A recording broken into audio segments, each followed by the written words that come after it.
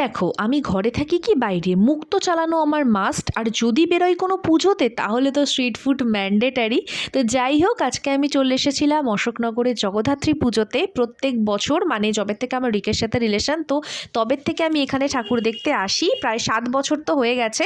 আর last year থেকে আমি ভ্লগও করি, তাই তোমাদের সাথে শেয়ারও করি। দেখো, প্রচুর ঠাকুর দেখেছি, যেখানে যা যা প্যান্ডেল ছিল সব দেখেছি, বাট এত কিছু তো শেয়ার করা পসিবল না, তাই কয়েকটা আমি তোমাদের সাথে শেয়ার করছি। আর জগদ্ধাত্রী ঠাকুর তো যেন এক্সট্রাই সুন্দর হয়।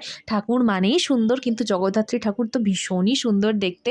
তো যাই হোক, কয়েকটা ঠাকুর দেখতে না দেখতেই তো পেট পুজো করা মাস, তাই একটু খাওয়া দাওয়া করতেও দাঁড়িয়ে পড়লাম আমি। তারপর তো কিছু খাওয়া দাওয়া করে চলে গেলাম হচ্ছে মেলাতে। আর মেলাতে যাওয়ার মেন রিজনই তো আমার হলো ক্লিপ কেনা, আর কয়েকটা নেল পলিশও আমি নিয়েছি। বড্ড ডিপ কালার এটা। আমার হাতে নখ নেই, যা সব নখ কেটে ওটা তখন করবে। না না না এটা না না না এটা ভালো কালার। না, উঠে যায়। নেল পলিশের ক্লিপগুলোই তো নিয়েছিলাম। আর রিক তো এক একটা ভুলভাল কালার চুজ করে নাও নাও করে আমার মাথা খেয়ে নেয় প্রত্যেক বছর। আর তারপর একটু ওর বাড়িতেও গিয়েছিলাম, কারণ একটু গার্লিক পেপার চিকেন অর্ডার করেছিলাম, তো সেটা খাওয়া দাওয়া করে আবার বেরোলাম ঠাকুর দেখতে।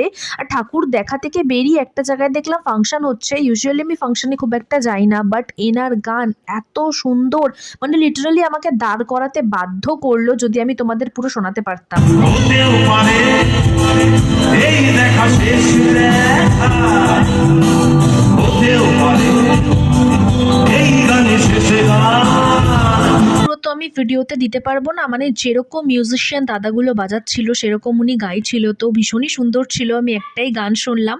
তারপর তো প্রায় ওই রাত্রি 2টো অবধি ঠাকুর দেখেছি। দেন কোল্ড ড্রিঙ্কস খেয়ে আইসক্রিম খেতে খেতে চলে এলাম হচ্ছে বাড়িতে।